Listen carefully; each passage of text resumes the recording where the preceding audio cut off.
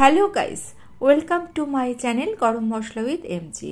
ঘরে থাকা খুবই সাধারণ কিছু উপকরণ দিয়ে খুব কম সময় এবং সহজ পদ্ধতিতে রসালো নরম তুলতুলে ভাজা মিষ্টির একটা রেসিপি নিয়ে চলে এসেছি। চলুন চলে যাই রেসিপিতে।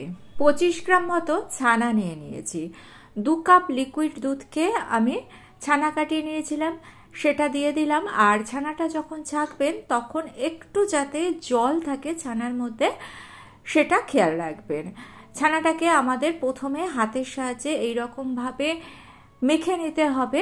ছানা বানাতে সকলেই জানেন, তাই ছানাটা বানানো আমি আর দেখাইনি। দেখুন ছানাটাকে আমি ভালো করে মেখে নিয়েছি। এইবার এর মধ্যে কিছু উপকরণ আমি অ্যাড করে দিচ্ছি। অ্যাড করে দিলাম ময়দা।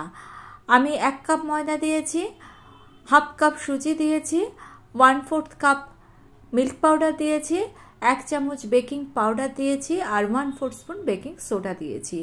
এইবার আবারও খুব ভালো করে মেখে নিচ্ছি। প্রথমে শুকনো উপকরণগুলো হাতের সাহায্যে ভালো মতো মেখে নিয়ে আমি একটু জল দিয়ে দিলাম। জলের পরিবর্তে কিন্তু আপনারা দুধ এখানে ব্যবহার করতে পারেন। ভালো করে কিন্তু ছানাটাকে একটু মেখে নেবেন, হাতে লেগে লেগে আসবে, তাতে কোনো সমস্যা। প্রথম অবস্থায় মিশ্রণটাকে কিন্তু এই রকমই নরম করে মাখতে হবে। এক্সট্রা ময়দা ব্যবহার করবেন না, তাহলে কিন্তু মিষ্টিগুলো শক্ত হয়ে যাবে। 10 মিনিট মতো আমি ঢেকে রেখে দিয়েছিলাম, তারপরে আবারও 5 থেকে 7 মিনিট কিন্তু আমি মেখে নিয়েছি। মিষ্টিটা বানানো খুবই সহজ, তবে 10-12 মিনিট একটু ভালো মতো মেখে নিতে হবে। ডোটা এখন দেখুন কতটা স্মুথ হয়ে গিয়েছে, আর পাত্রটার মধ্যেও কিছু লেগে নেই, হাতের মধ্যেও কিন্তু কিছু লেগে নেই। যখন হাতে কিছু লেগে থাকবে না বুঝতে পারবেন যে ডোটা ঠিকঠাক মাখা হয়েছে। এইবার একটা ছোট লেচি নিয়ে আমি এই রকম ল্যাংচার শেপ দিয়ে দিয়েছি। কয়েকটা ছোট লেচি কেটে আগে থেকেই রেখে দিয়েছিলাম। যে কোনো শেপ কিন্তু আপনারা এখানে দিয়ে নিতে পারেন। আমি ল্যাংচার শেপই দিয়ে নিয়েছি। কড়াইতে পর্যাপ্ত পরিমাণে সাদা তেল দিয়ে দিয়েছি। তেলটাকে একেবারে হালকা গরম করে নিয়ে ল্যাংচাগুলো ছেড়ে দিতে হবে। তেল কিন্তু বেশি গরম করবেন না, হালকা গরম অবস্থাতেই ল্যাংচাগুলো ছেড়ে দিয়ে স্প্যাচুলার সাহায্যে তেলটাকে ল্যাংচার উপরে এইরকমভাবে একটু দিয়ে দিতে হবে। মোটামুটি ওই 2.5 মিনিট মতো ভাজার পর দেখবেন এরকম উল্টানো যাচ্ছে, তখন উল্টে দিতে হবে।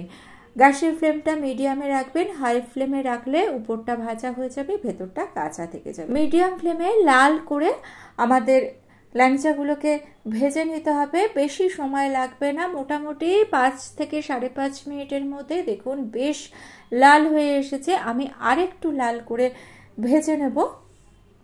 আর 2 মিনিট মতো ভেজে নিচ্ছি। ভেজে নিয়ে এই ল্যাংচাগুলোকে তুলে নেব। আর অনেকগুলো ল্যাংচা একসঙ্গে ছেড়ে দেবেন না, তাহলে কিন্তু ভাজতে অসুবিধা হবে। অন্য ল্যাংচাগুলোকেও আমি একইভাবে তেলের মধ্যে ছেড়ে ভেজে নিচ্ছি। ভিডিওটা ভালো লেগে থাকলে চ্যানেলটা সাবস্ক্রাইব করে নিয়ে পাশে থাকা বেল আইকনটা প্রেস করে দিয়ে অল অপশনটা ক্লিক করে দেবেন, তাহলে যখনই নতুন কোনো ভিডিও আপলোড করব তার নোটিফিকেশন আপনাদের কাছে পৌঁছে যাবে। ল্যাংচাগুলো ভাজা হয়ে গিয়েছে। এইবার কড়াইটাকে পরিষ্কার করে নিয়ে এর মধ্যে আমি দিয়ে দিচ্ছি 2 কাপ চিনি। 2 কাপ চিনি দিয়েছি, তার জন্য আমি 4 কাপ মতো জল দিয়ে দিলাম। মনে রাখতে হবে রসটা কিন্তু পাতলা বানাতে হবে। রস যদি পাতলা না হয় তাহলে কিন্তু ল্যাংচার ভেতর বা ভাজা মিষ্টির ভেতর রস ঢুকবে না। আর এখানে 1 তার কিংবা 2 তারের রসের কোনো প্রয়োজন নেই। চিনিটা মেল্ট হয়ে যাবার পর জাস্ট 2 মিনিট একটু ফুটিয়ে নিয়েছি। আর ল্যাংচাগুলোকে আমি একটু কিন্তু ঠান্ডা করে নিয়েছি। গরম অবস্থায় ল্যাংচাগুলো রসের মধ্যে ছেড়ে দেবেন না, ল্যাংচা ঠান্ডা করে নিয়ে ফুটন্ত অবস্থায় ল্যাংচাগুলোকে ছেড়ে দিয়েছি। গ্যাসের ফ্লেমটাকে একেবারে লো করে দিয়েছি। এইবার 5 থেকে 6 মিনিট আমি ল্যাংচাগুলোকে একটু ফুটতে দিয়েছি। অবশ্যই কড়াইটাকে ঢেকে দিতে হবে। 5-6 মিনিট পর ফিরে আসছি। গ্যাসের ফ্লেম লোতে রাখবেন, তা না হলে কিন্তু রসটা তাড়াতাড়ি ঘন হয়ে আসবে। আর রস যদি ঘন হয়ে আসে তাহলে কিন্তু ল্যাংচার ভেতর রসটা ঠিকঠাক ঢুকবে না। এইবার গ্যাসের ফ্লেমটাকে অফ করে দিয়ে 1 থেকে 1.5 ঘন্টা মতো ল্যাংচাগুলোকে আমি রসের মধ্যে রেখে দিয়েছিলাম। এর থেকে বেশি সময়ও আপনারা রেখে দিতে পারেন, যেহেতু আমি আপনাদের দেখাবো তাই বেশি সময় আর রাখলাম না। যত রাখা হবে রসটা কিন্তু ততটাই ল্যাংচাগুলো অ্যাবজর্ব করে নেবে। দেখুন এইটুকুনি সময়ের মধ্যে কিন্তু ল্যাংচাটা ভেতর থেকে ভীষণই সফট হয়ে গিয়েছে। এটা যত থাকবে ততই কিন্তু রস অ্যাবসর্ব করে সফট হয়ে যাবে। সামনেই জন্মাষ্টমী, এই জন্মাষ্টমীতে এই ভাজা মিষ্টিটা কিন্তু আপনারা বানিয়ে নিতে পারেন। আর বানালে কমেন্টস করে জানাবেন কেমন লাগলো। ভালো লেগে থাকলে ছোট্ট করে লাইক করে দিয়ে চ্যানেলটা সাবস্ক্রাইব করে নিয়ে আমার পাশে থাকবেন। আজকে এই পর্যন্ত।